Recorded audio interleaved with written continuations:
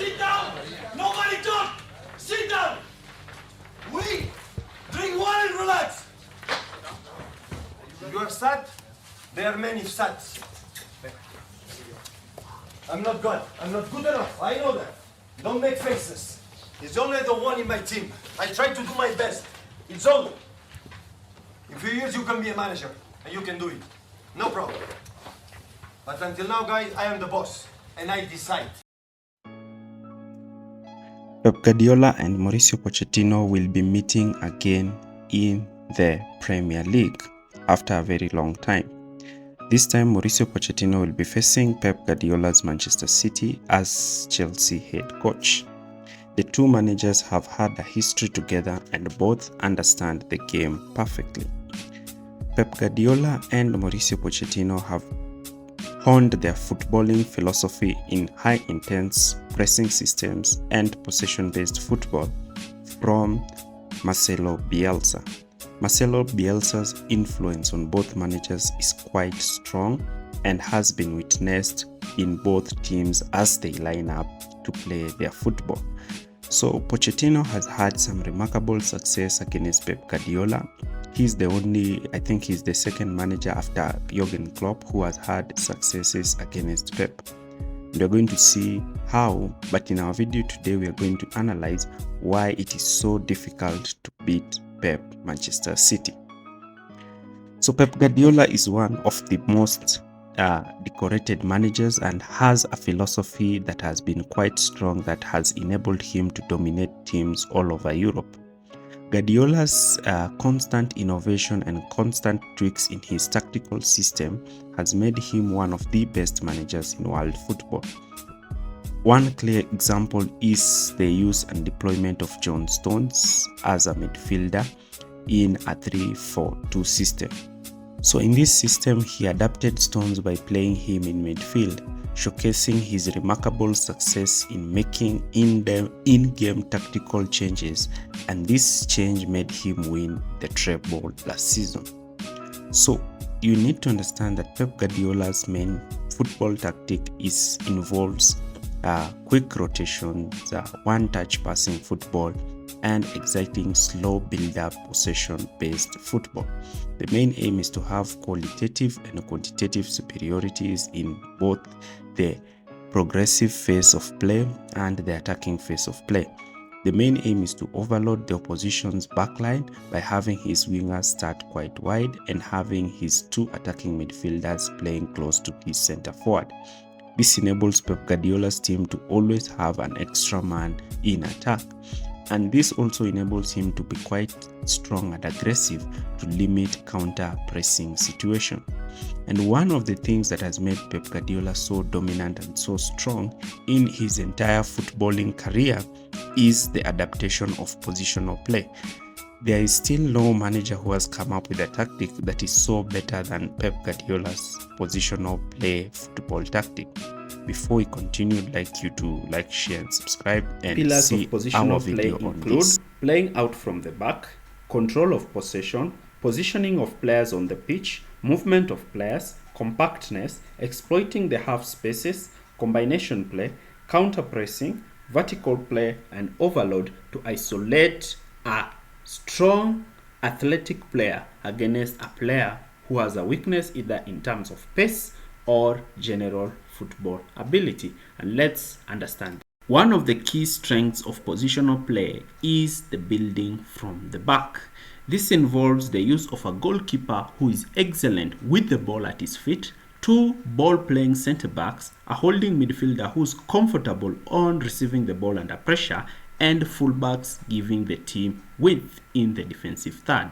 From this clip here, you can clearly see how Arsenal are able to beat Manchester City press through quick, fast-time passing, and this is done because of the excellent centre-backs and their goalkeeper to be able to evade the pressure and reach the final third where they score an easy goal. Unlike how the traditional pitch is divided, in positional play, Pep Guardiola uses this grid-like structure to define his pitch. His vertical zones are divided into 5 zones, the wide areas which are 2, the 2 half spaces, and the central zone. while the horizontal space is divided into 6. This enables the players to learn and understand which areas of the pitch they are able to occupy and where they should move in event a teammate moves in a different direction. Positional play is predominant in two formations, the 4-3-3 and the 3-4-3. Now, because most teams will not line up in a straight line, that is 4 defenders, 3 midfielders and 3 attackers, this will enable the team to be easily pressed and will not enable the team to progress with the ball. So the team has to be arranged in a staggered position. One of the key principles of positional play is no more than 2 players in a vertical space, that is 2 players in a half space, 2 players in a central zone and 2 players in the wide areas. Another key philosophy and principle of positional play is no more than 3 players in a horizontal space. There can only be 3 players and less. This is to ensure equitable distribution of players on the pitch. This football philosophy does not restrict players to occupy one position on the pitch, and most likely they involve constant movement and rotation of playing position. For example, if a winger tucks in and cuts inside and a fullback overlaps, it is on the owners of the central midfielder to push and occupy the position left by the fullback to cover for the fullback advancing. Alternatively, if the center midfielder pushes up to occupy the half space, the winger will be forced to play out wide, and when there are 3 players, more than 3 players in the same vertical space, the fullback will push out to give the team extra width. Alternatively, the holding midfielder drops in between the center backs during build-up, and this constant rotation amongst players ensures the team is not easily marked, and this is a common feature among teams that employ positional play tactics, such as Pep Guardiola's Manchester City. Now, another aspect of positional play is switching of play. This switching of play tactic involves switching the ball to one winger who is quick, fast and technically advanced or technically superior to a fullback who's weak and is not quite fast. This may create a 2v1 numerical superiority in the wide areas, where a central midfielder might attack the half space or the winger might decide to take on the fullback. This is common amongst Manchester City, where we see half space runs by Kevin De Bruyne and Ilkay Gundogan. So, what has made Pep so strong? And that is what we want to analyze now. And I'm going to show you how his system is quite adaptable and why managers have failed to beat this system that he employs. And I'm going to show you demonstratively how he sets up his team. So when teams decide to go man-to-man press against Manchester City, their first normal teams will usually drop both of their centre backs deep to drag opponents out of play, but Manchester City will push a centre back in and the goalkeeper will push forward to play as an extra centre back, forming this 4-2-4 system, the way Brighton build up, but now the goalkeeper is playing as an extra centre back, enabling Manchester City to have their 4-man overload in midfield. This has led a lot of teams rather to prefer just to sit off Manchester City, because if you press them high, you open spaces for them to try and attack. Now, Pep in this system can either adapt by having his 2 centre backs and wide full backs playing wide, and Andre Rodri playing as a single pivot as Manchester City shift to a 4-3-3. But again, in this system now, you are overloaded in midfield if you decide to go man-to-man with all his 4 defenders. This is by a winger can drop deep, receive the ball and lay it off to a midfielder who can be making runs in the channels, something that Gundogan, De Bruyne and Bernardo Silva do often when they play against Manchester City. So therefore, teams are quite conservative when they are playing against Pep, because also Manchester City are quite efficient when with the ball. So in some instances, when Manchester City decide to play their 2 pivots, they may decide to stagger them so that one pivot is deeper and he can receive the ball if not marked and run with the ball. This is something that Bernardo Silva does quite effectively for Pep. In the attacking phases of play, Manchester City usually ensure they have a 5-man attack, and this is aided by the two attacking midfielders pushing forward close to the center forward.